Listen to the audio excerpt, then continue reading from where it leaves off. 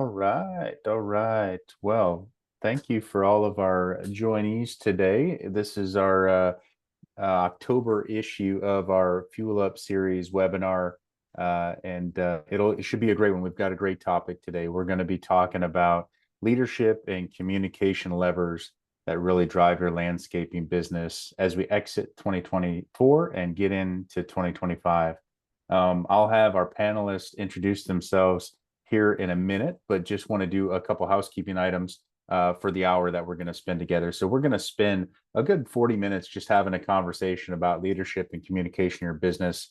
And the goal is how you can take some of these tactical items that our panelists are going to share back to your business and make your business better and your leadership better.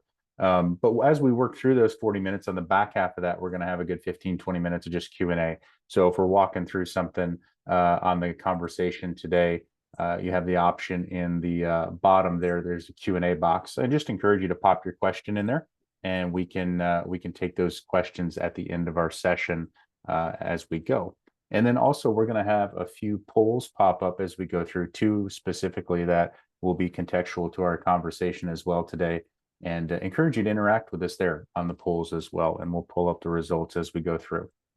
So as we do, just so a little intro into the webinar, so this webinar is really designed for commercial landscaping professionals, specifically across various business sectors in your landscaping business, and also individuals that are aspiring to be leaders. So you may be a crew leader out there, you might be an operational leader, a finance leader. Really, this session is for all leadership aspects in your landscaping business. And we're going to be talking about that and communication as well. So it's really the second part of our executive leadership series within the Fuel Up brand. So we had a great conversation last month with Wilson 360, and that's actually what spurred the idea for this topic for this webinar in October. And that communication through leadership really across teams is crucial, but it's an underutilized tool that can significantly enhance accountability and ownership inside your business. And so ideally, with clear, consistent communication from leadership, companies can drive above par business results that improve not only service delivery, but that ever-searching increase of employee ownership inside the business and client satisfaction and retention as well. And so I think this alignment really becomes crucial as landscaping businesses exit 2024 and we head into 2025, a year that, as all years do, promise a lot of opportunities and challenges ahead. So with that, I would love to have our panelists introduce themselves. Austin, I'd love for you to go first, introduce you and your company as well. Absolutely. Thanks for having me, Sean. I'm Austin Ashmore.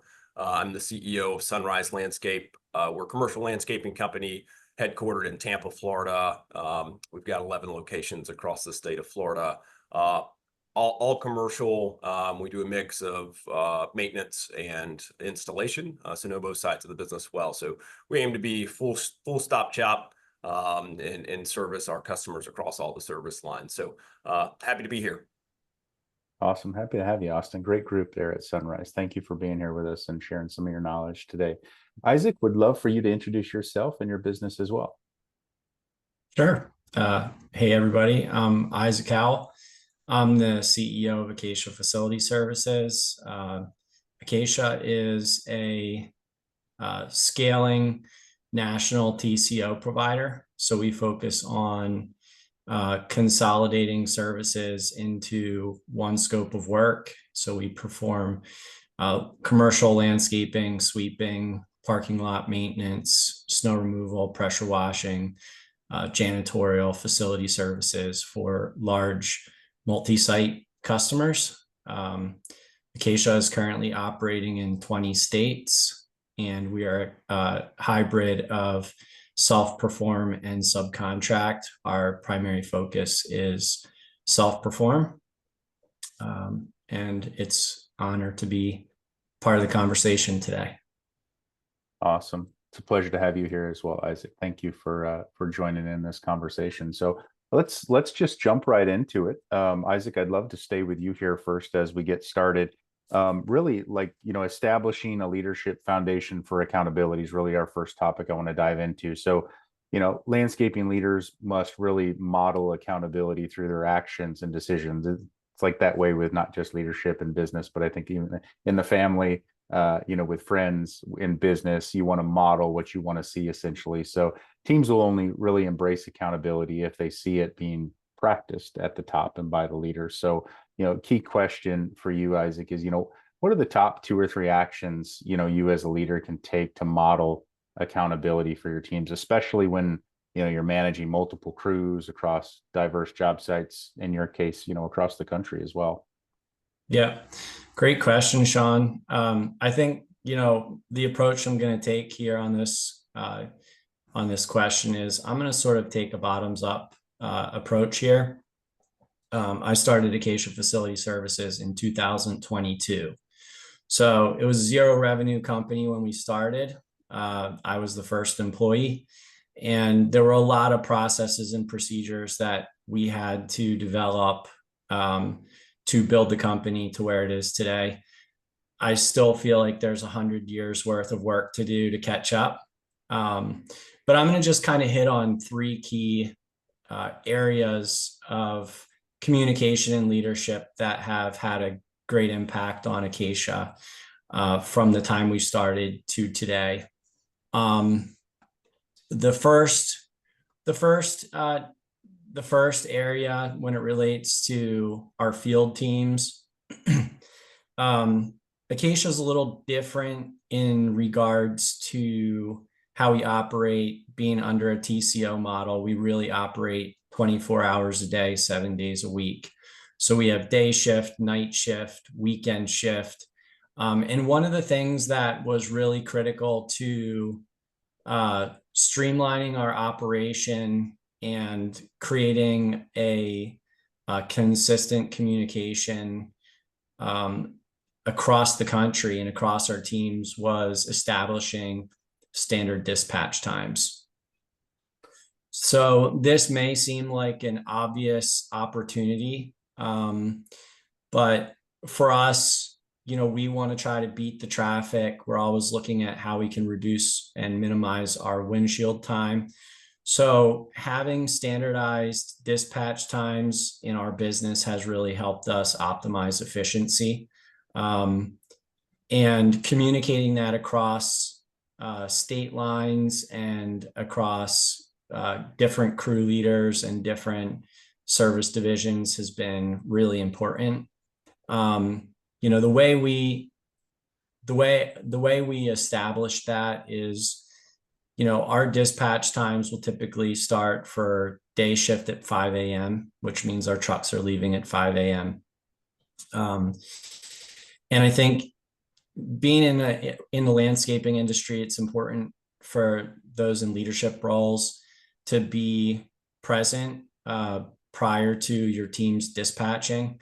I think it's important to be prepared, to have everything laid out and thought out and prepared in advance of anybody else arriving, which means, you're showing up first, you have everything planned for the day.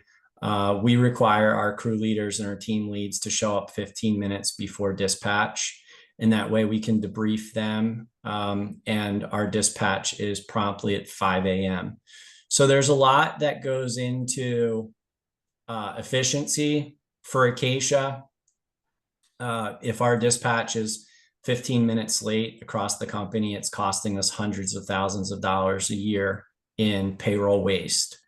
So something small. Another thing that I think is very important for our success is spending time in the field with your teams. If you're in a leadership role, it's easy to get inundated with administrative tasks, behind a computer, behind a desk.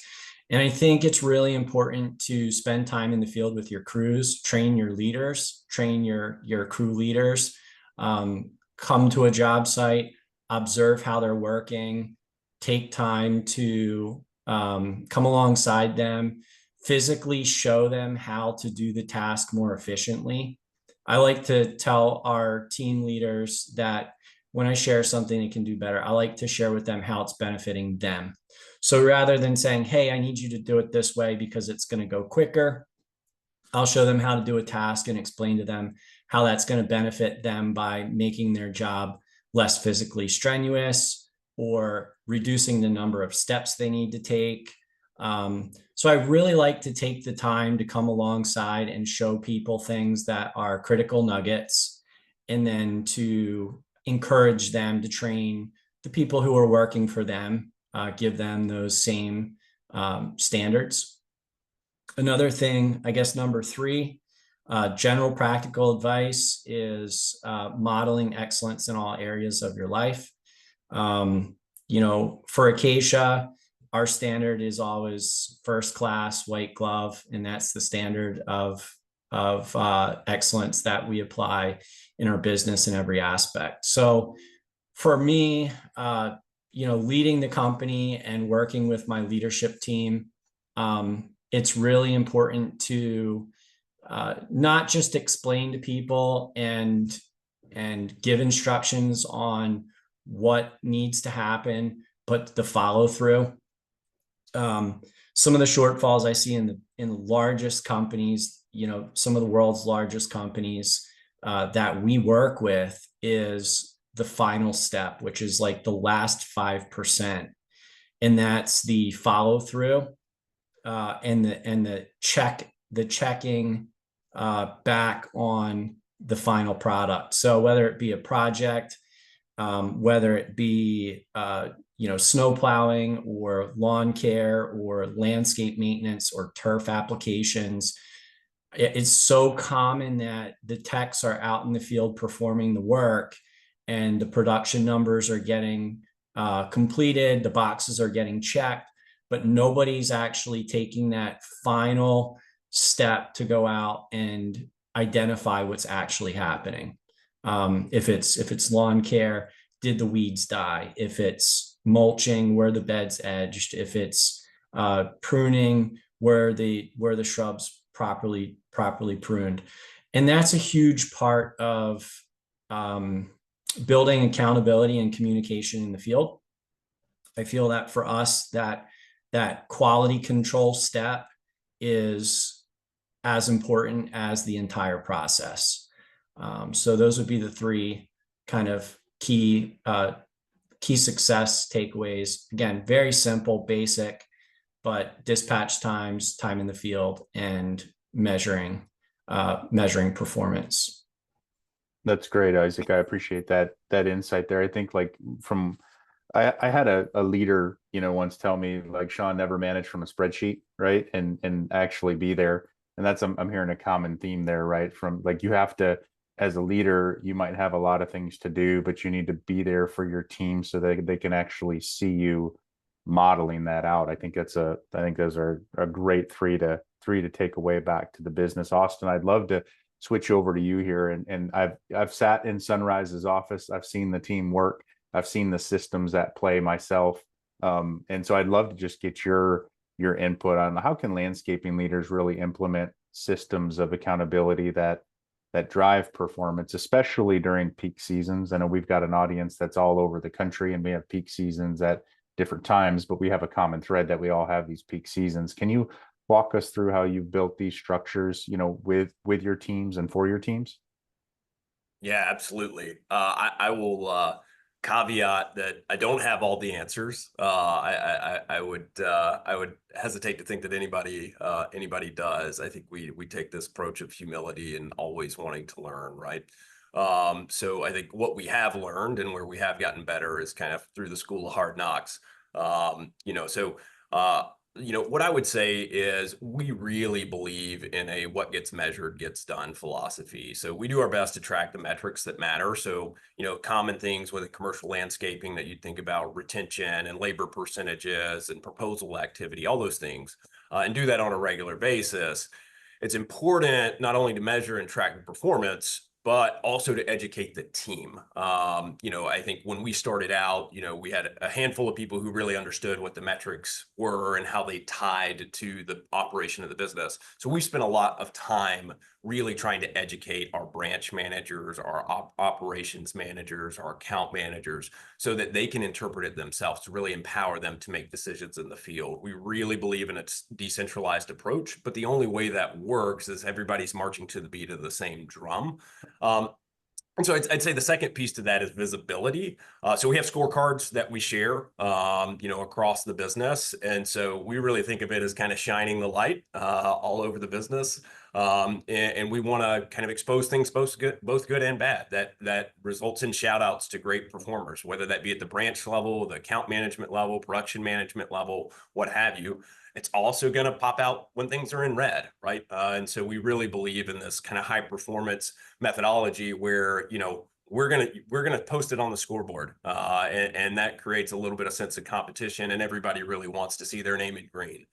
So I would say, the kind of going back to the original piece of where I don't know that we have all the answers. So we've established a set of KPIs and metrics, but that has evolved as our talent, as our technology and capabilities have evolved. Those were pretty rudimentary to start, and they've gotten much more robust over time. There's things that we decided this isn't an important metric anymore. This is a better one, or things that we aspirationally wanted to be able to track, but we just didn't have the data and systems to be able to do that. And so that would be, I think, my advice to business owners is just start somewhere. You can always, change and evolve that over time. But I'm really big believer in that what gets measured gets done mentality. I have a friend who says that if progress is the goal, endless is the journey, right? And we really think about that. So every day it's about how do we get better? How can we make our data better? How can we respond and make decisions better? So we're constantly learning. I'm sure if you ask me 12 months from now, my answer will be different because we'll have gone through more learnings as an organization. Yeah, great feedback. What was that quote again? One more time. It felt really good when you said it. If progress is the goal, endless is the journey. Endless is the journey. I love that. Yeah, I think that's a key thing there, right? Is like, we have so many things we could track. Why don't we start somewhere, right? With some of the important pieces that we can move the ball forward, and you can always add more. You can always change them, but you've got to certainly start somewhere. So appreciate that insight there, Austin. Would love to, we've got a poll we want to pull up and share with the group. Would love your involvement as we go through this poll here.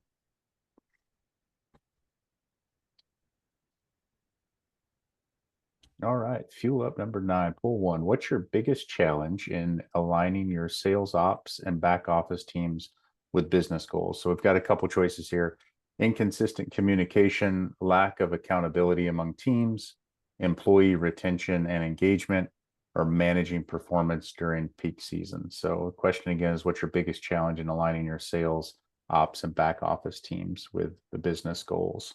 So we'd love for you to interact with our poll there, and we'll just we'll pull up the answers here in just a minute and take a look at that from the group.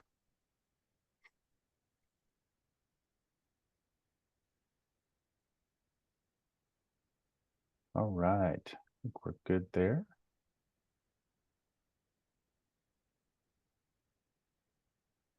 Okay, we'll move on to our next topic here. Oh, there we are. We have the results there. We've got 38% inconsistent communication, lack of accountability among teams, and managing performance during peak seasons coming in at number 2, and then employee retention and engagement bringing up in 3rd place there. So appreciate the interaction there from the group.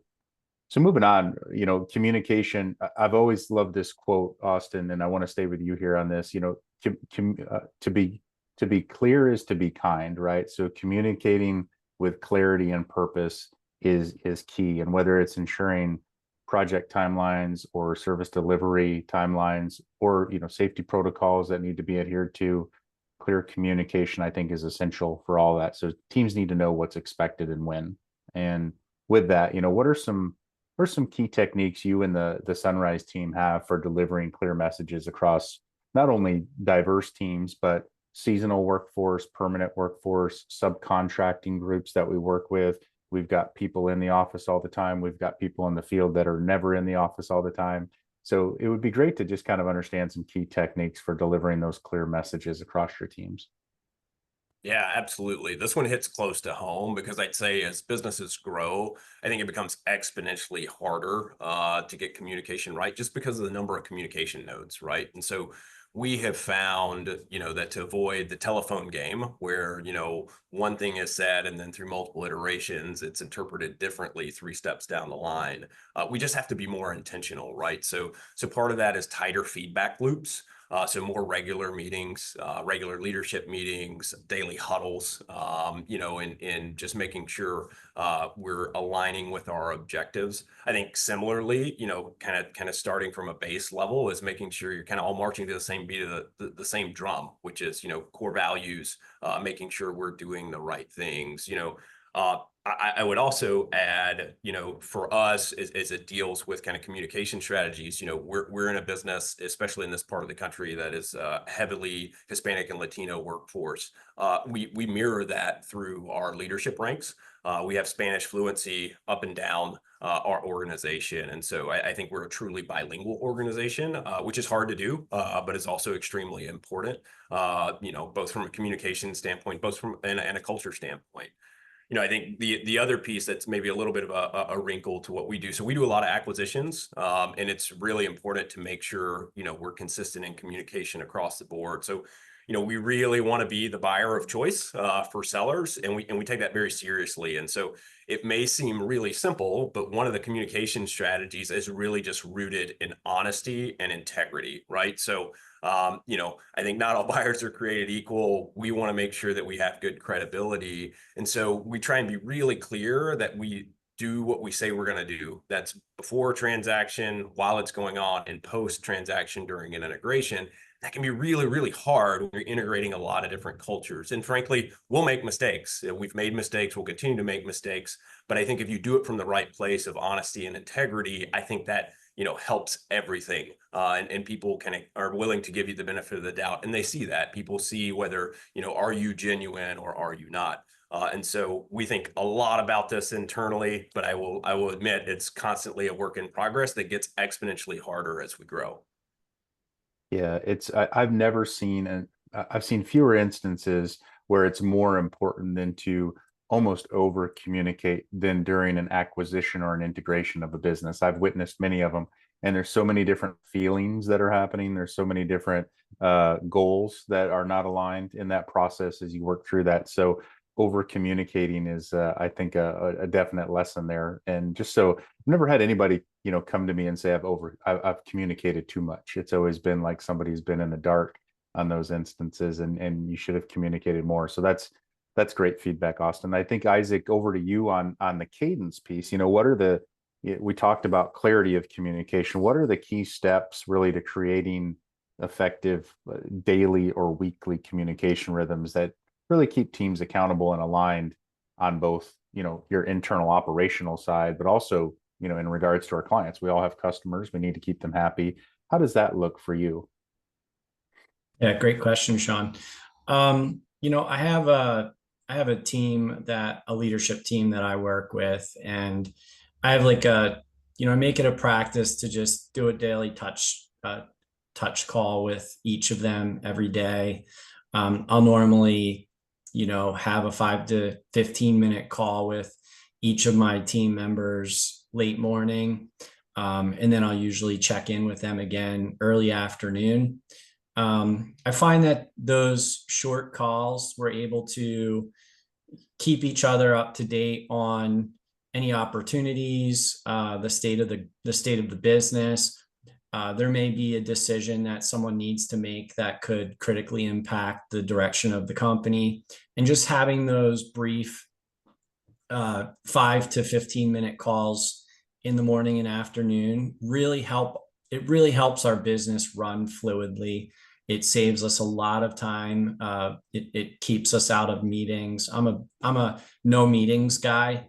I don't like to do meetings. I think they can be a big time zapper. So number one is the daily check-in calls. They're very informal. There's no KPI metrics. It's usually with operations, checking and seeing how project progress is going. I usually speak with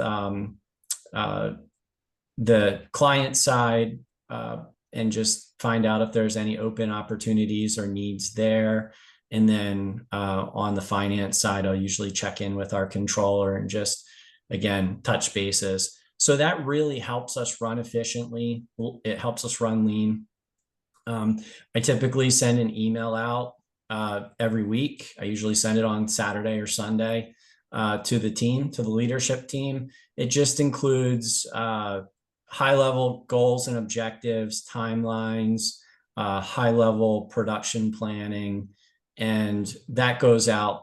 That's like a weekly communication, and that helps just, again, keep everything moving.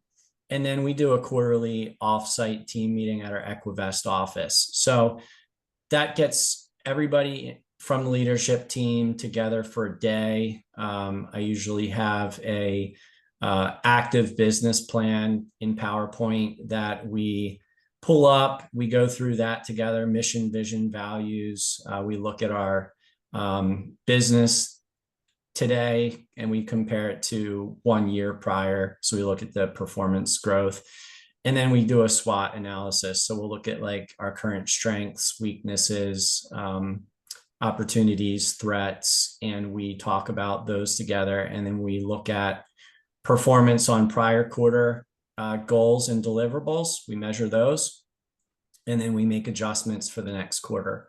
And we always have a 1 year outlook that we're looking at together as part of that quarterly meeting. So that's our structure now. The daily check-ins, the weekly email, and then the quarterly offsite full day. And that's been working really well. It allows the team to be part of the business plan because we have a live sheet, and we pick up where we left off. I'll usually create an agenda, and then the team will help perfect that and modify plans to make it better. So that's working really well for us, and that's our current cadence.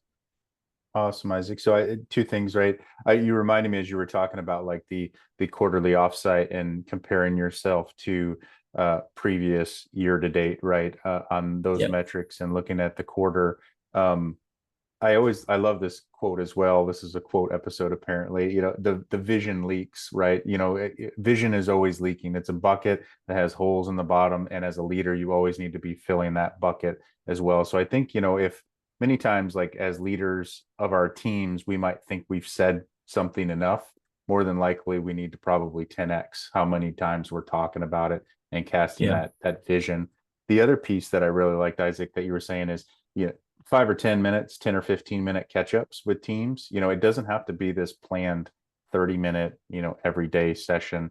A lot of those impromptu, calls, they don't have to be that 30 minutes with an agenda. You can just check in with your team, and there's a lot of granular benefit there. I love it when I get an invite, whether it's from a customer or whether it's from an internal team member. If they set it up for 15 minutes, I never see that. And I love it when I get it, because it's like, all right, this is going to be a to-the-point meeting, and then we're moving on.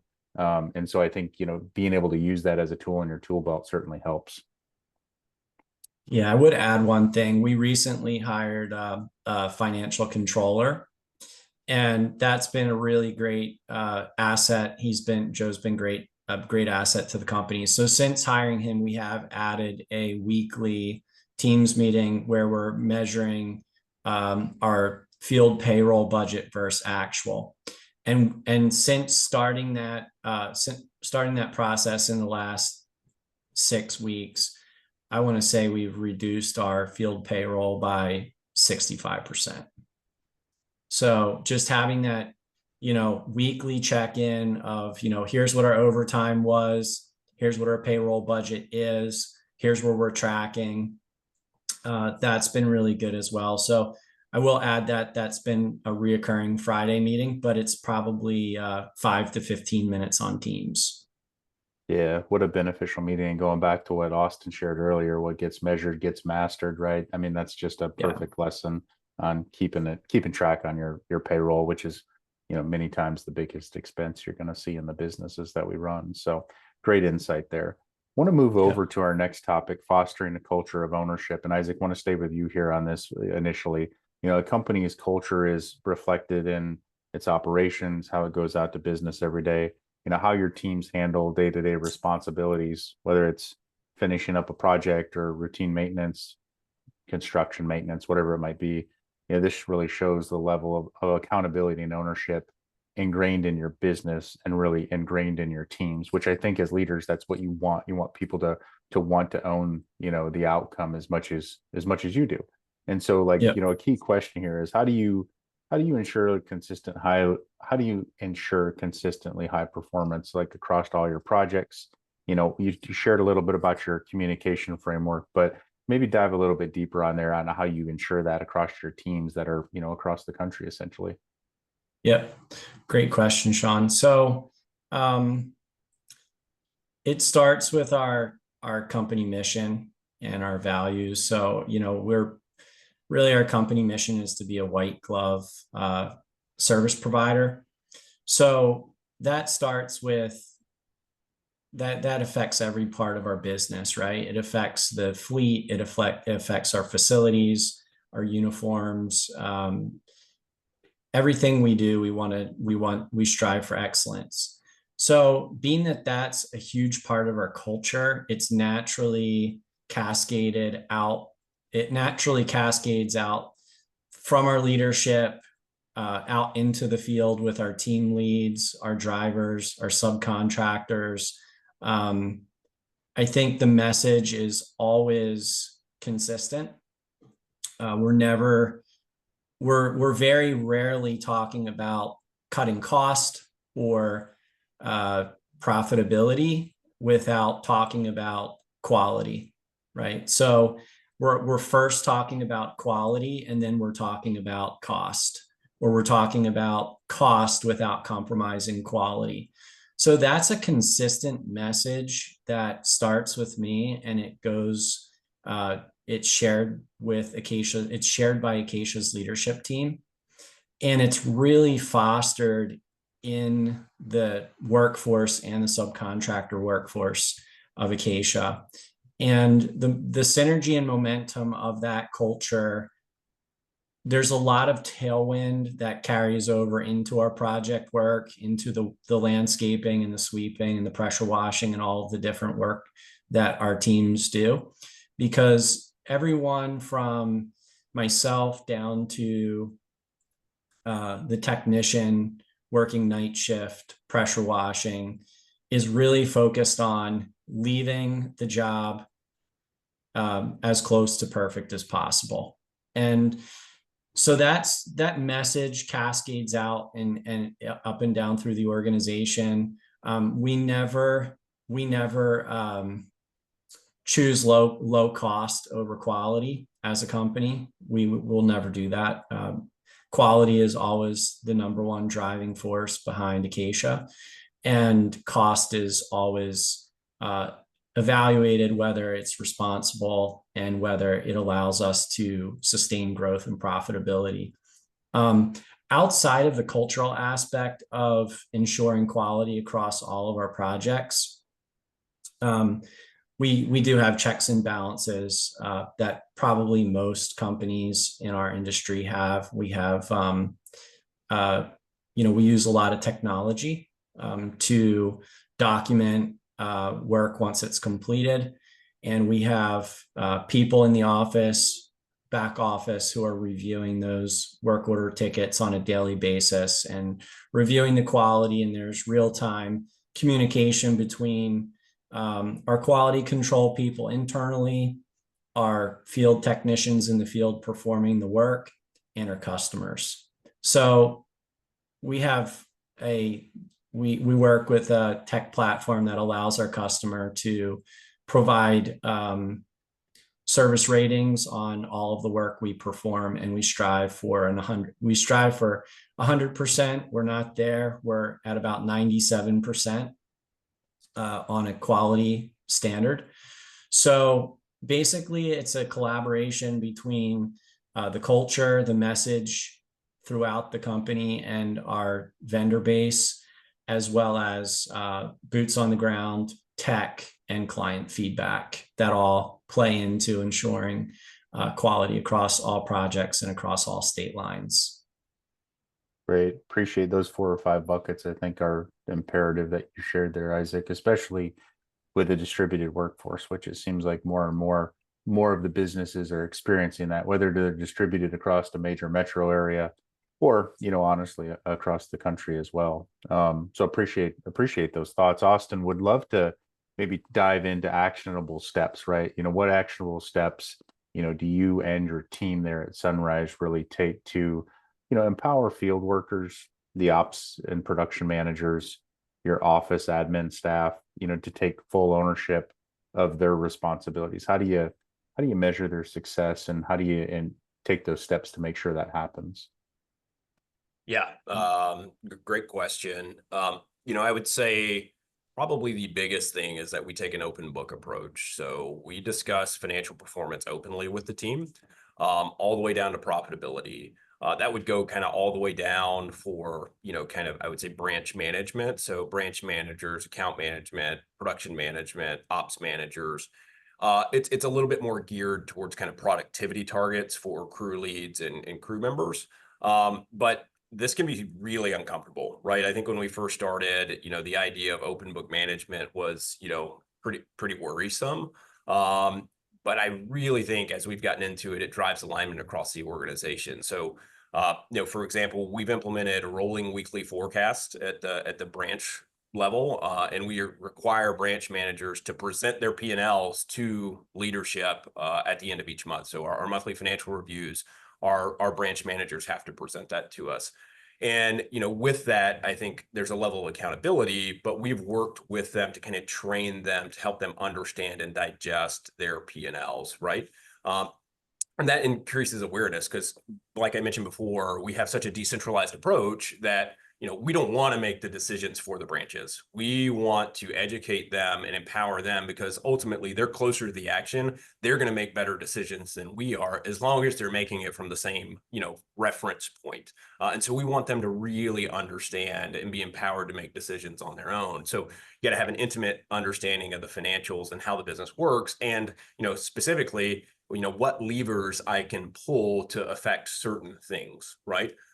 You're never going to get from us kind of a dictate of, hey, you got to be at X labor. No, that's not it. We're going to say a prescriptive approach of let's understand what's going on here. So we lead with curiosity and really wanting to understand and unpack what's going on, and then help our leadership make decisions. And I think with that, there's incentives tied to that. Which I think helps create that alignment. But incentives alone, are kind of worthless if people don't understand what's driving, the inputs to those outputs that are the incentives. And furthermore, if they don't understand what levers they can pull to affect them. So I think that has been a part of the evolution at Sunrise is, hey, let's really train our teams to understand and basically treat them as business owners that manage and captain their own ships.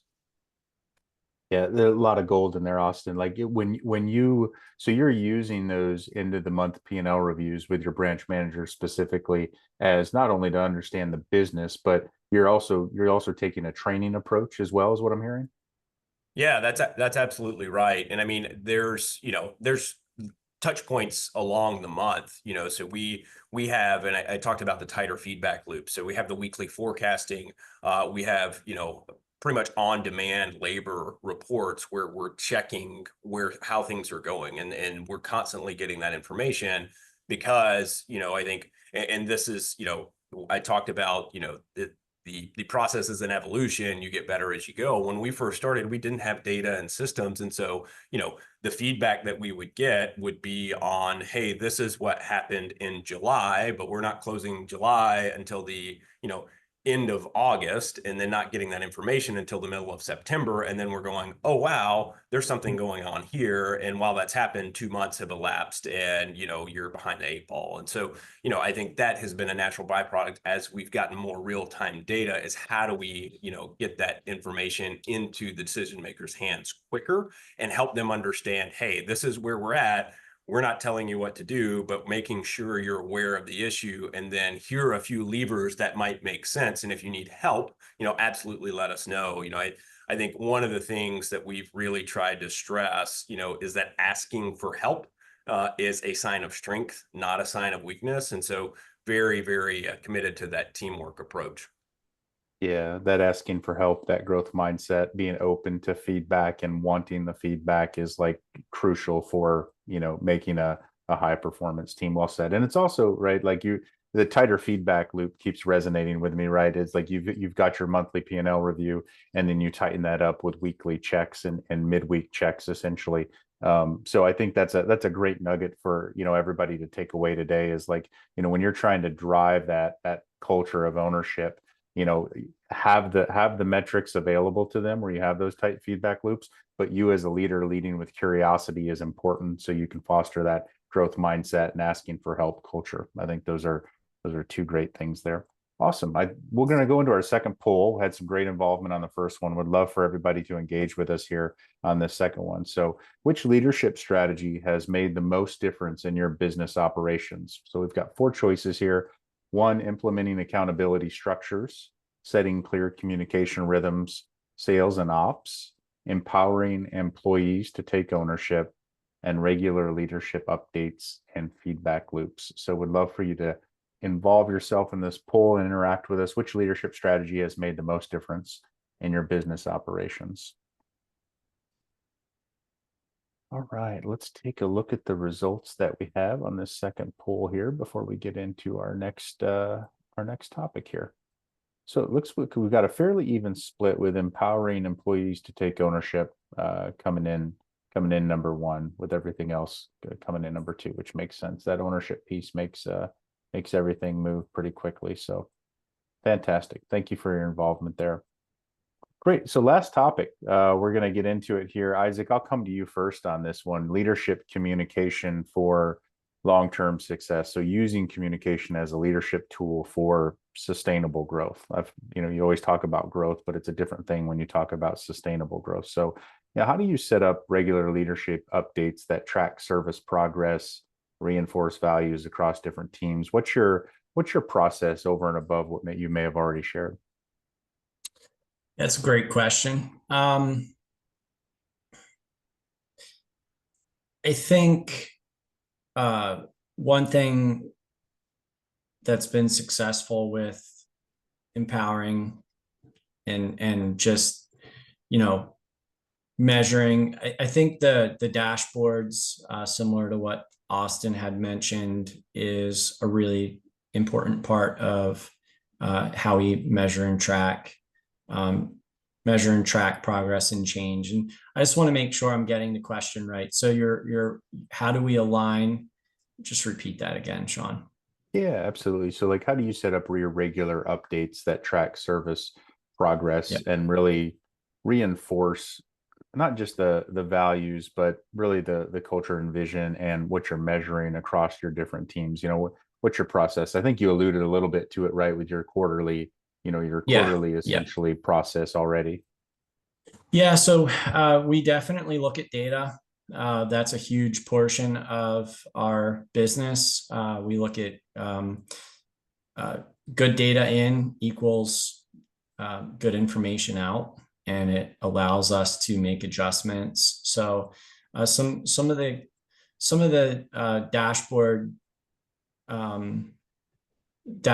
critical dashboard things that I look at and that the team looks at would be gross profit. And we look at our job profitability by customer, by location. And so that's something that we're looking at on a regular basis. We have a standard of what we're trying to accomplish from a gross margin standpoint. And we're monitoring those margins on a weekly basis, making adjustments as needed to our production output and our labor aggregates to improve margin where possible. There's always going to be those customer locations that are remote or outside of our ideal service route radius that, are not going to be as profitable. And we're able to identify those accounts and those opportunities So I think the gross margin reports are something we look at, our payroll margin reports, overall operating budget versus actual. And then really making sure that we're staying true to the plan.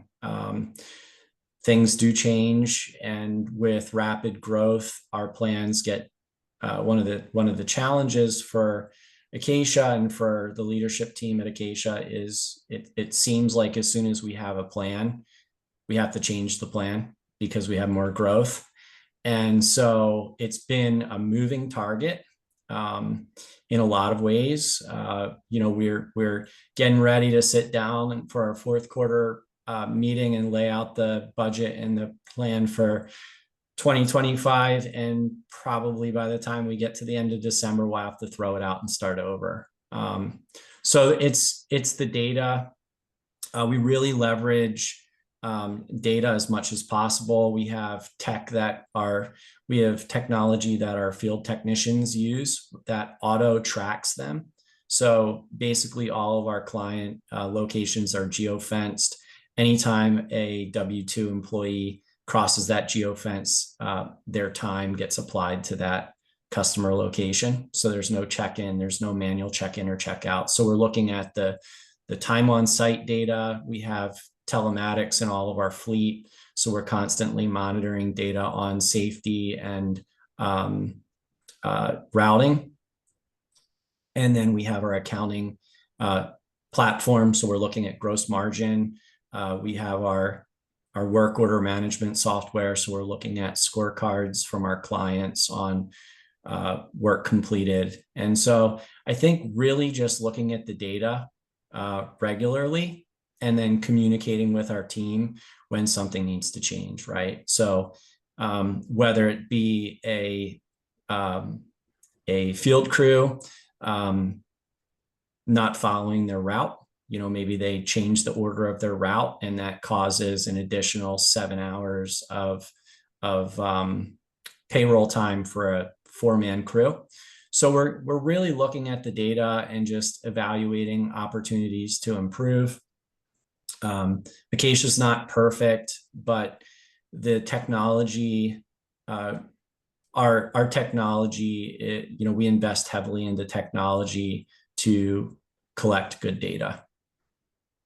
Yeah, well said there, Isaac. I think you've built some systems there at Acacia, just outside looking in, that are, we talked about long-term success, that are scalable, right? So not only are they collecting the data and the inputs that you need to review with your team on that quarterly and monthly and weekly schedule, but it also can scale with you when you have to throw out that operating plan at the end of the year because there was so much growth, which is good. And I think another point, sometimes we think as leaders that we have to solve all these problems ourselves, and that can create a very lonely aspect of leadership, right?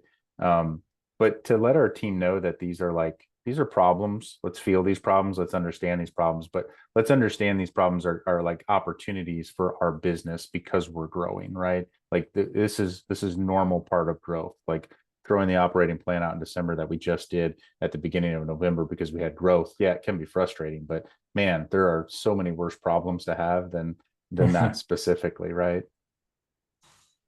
No, yeah, it definitely keeps us on our toes. No, that's great. I appreciate you sharing that, Isaac.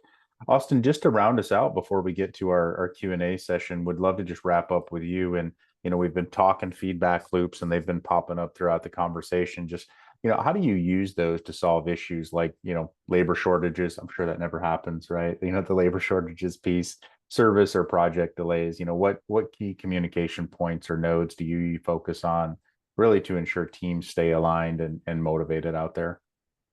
I think I'd approach it kind of from two perspectives, one being internal to our business, and then one being external to kind of out to customers. So, from an internal perspective, I kind of already mentioned it, of really this kind of stronger together approach that we try and take at Sunrise, such that, we are much, much stronger as a sum of our parts than as any individual. We got, as we've scaled, we have a lot of subject matter experts, a lot of experience, a lot of talent.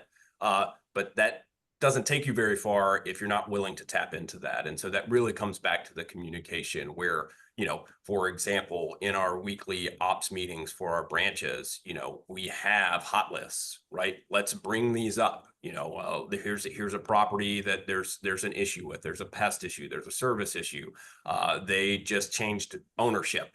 These types of things. And so we've really tried to take a philosophy, for example, in this case, where hey, if we lose a customer that wasn't on the hot list, that is a major problem, right? We should know and be informed that there's a potential challenge, and so that we don't, leave an arrow in the quiver, so to speak, where if we had only known, we could have brought in, an agronomist or an arborist, or if we had only known, we could have brought in a customer success specialist, whatever that may be. We don't ever want to, feel like we left something on the table from that perspective. And so that again gets back to this kind of raising your hand as a sign of strength, not of weakness. I would think externally, this is really where we spend most of our time, because we believe that the only areas in our industry that you can really differentiate is around professionalism and communication. And so we preach proactive communication and strive to make sure that the client is always informed. That means even when the news isn't so great, right? Hey, this is happening. You've got an infestation of blank. But we're proactively informing them that we're aware, number one, and then number two, what are we doing to resolve it? And then number three, what's an expected timeline for that to be resolved?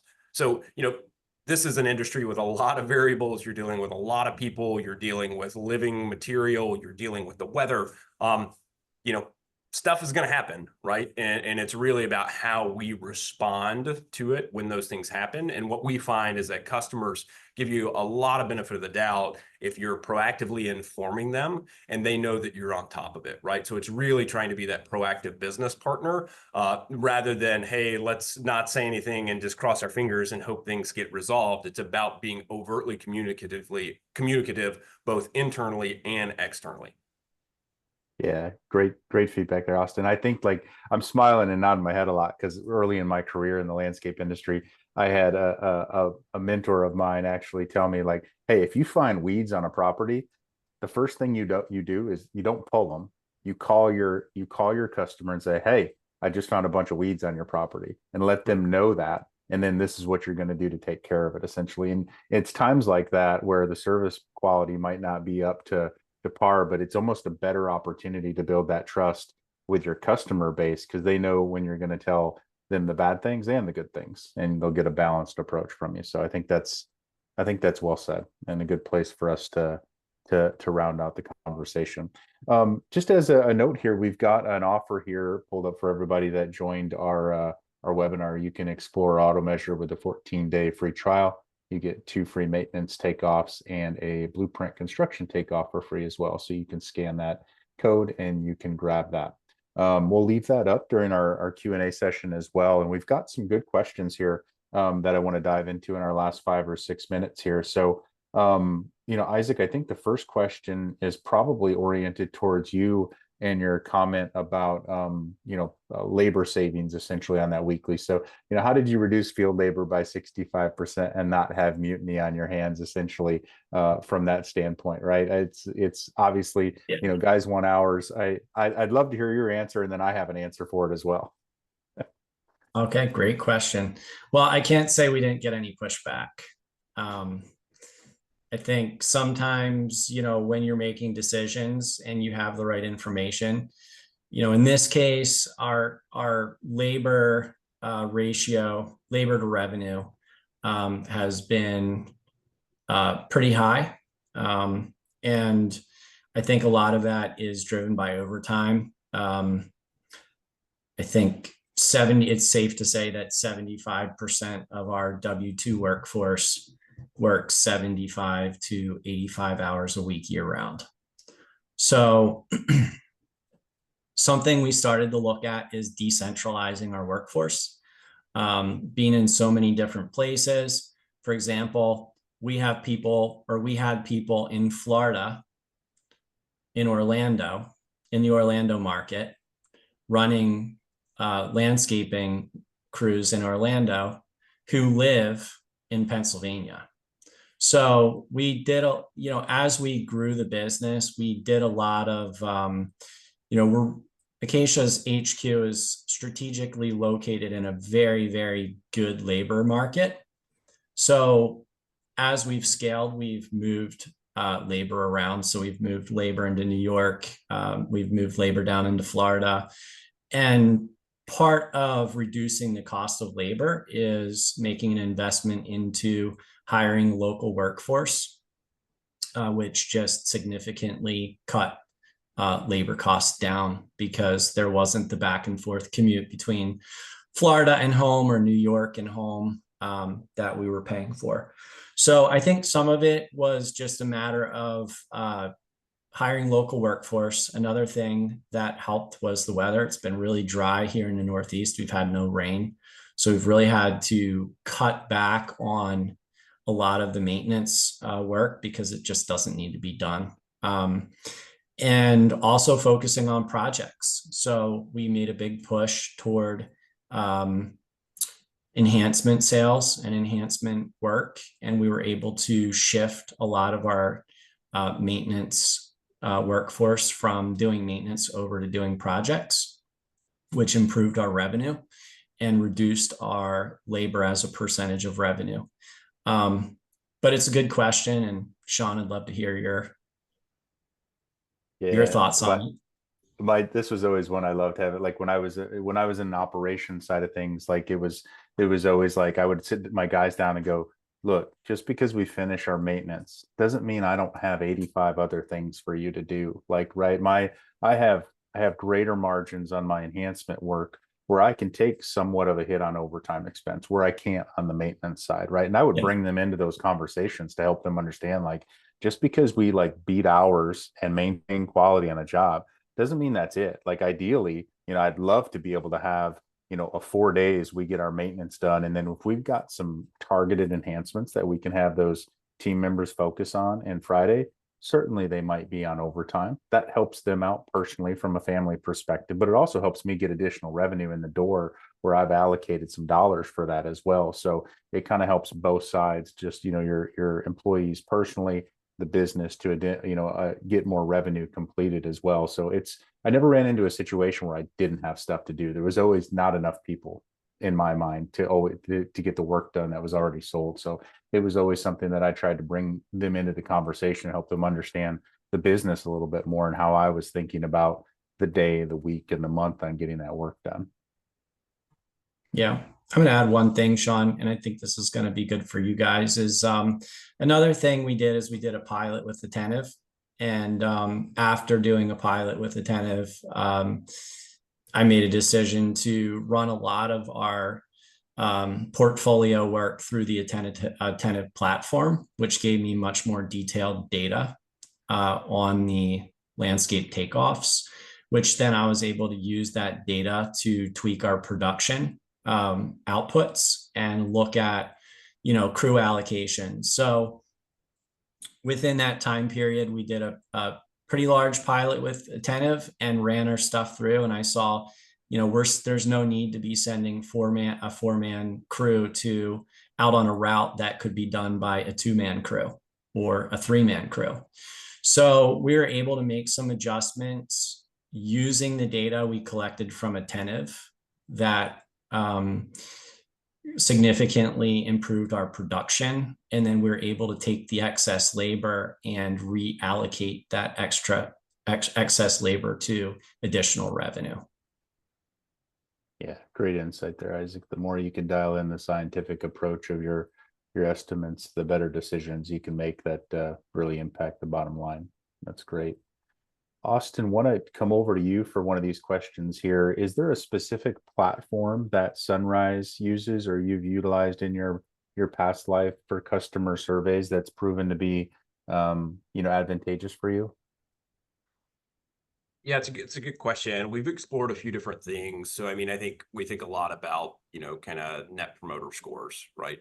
And issuing that, but even some of it is just, again, in the spirit of start somewhere, can just be ad hoc, right? And so, we're conscientious. We know who our top customers are, and we have branch managers, VPs, and leadership, placing calls to them. So I would say, there's a number of different tools out there for customer surveys. I think all have their relative pros and cons. So I'm not gonna necessarily endorse one over the other, but I would also say it doesn't have to take an overly formalized approach, right? I think, wanting to close those feedback loops, wanting to just say, hey, I haven't heard from you in a while, just checking in. In fact, I think that higher touch approach can be a little bit better and more appreciated, because it's not so much about the feedback. Yes, we want the feedback and understand how we're doing, but it's equally about that saying, hey, we're here, we care, we want to better understand. And I think I certainly am one who errs on a higher touch approach to that. Just to say, hey, I want to hear in your own words, and I'm giving you a call directly. And so obviously you can't do that for every single customer, but we have a thought process of how we kind of divide and conquer based on tenure and size, et cetera. No, great feedback there. It's hard to beat a good old fashioned phone call to better understand what's actually going on in the relationship. That's great feedback. I know we're a touch over our time. I just want to recap with one more question, Isaac. I think this is for you. It was specific to your geofencing comment. Is there a particular provider that you use for your geofencing at your business? Yeah. All of the tech platforms that we're currently using are using geofencing. So I want to tactfully share what technology platforms we're using, since it's part of our, I think it's part of our advantage, our competitive advantage. But what I would Sure. say is, We can keep it more general, Isaac, for sure. yeah, what I would say is, if you're looking at telematics, look at telematics based on what the telematics platform can produce versus what it costs. There's a lot of sort of telematics platforms out there that are card based. It may just be a card with a independent battery, or it plugs into a port that's going to tell you where your asset is. But there's some much more sophisticated telematics platforms out there that allow you to create geofences around your assets, and then you can run reports, and you can look at time on site for a year, for a month. You can look at averages. So there's ways to use telematics to track your time on site based on asset reports. And then there's also some technology out there that's a little bit more progressive, that's on the individual technician side, that will allow you to do the same thing. But the short answer is, I don't want to tell the world what technology platforms we use, but I will say that all of the technology platforms that we use that track fleet, track employees, and track work orders are all using GeoGrid tech. Awesome. Great feedback there, Isaac. I appreciate you sharing that.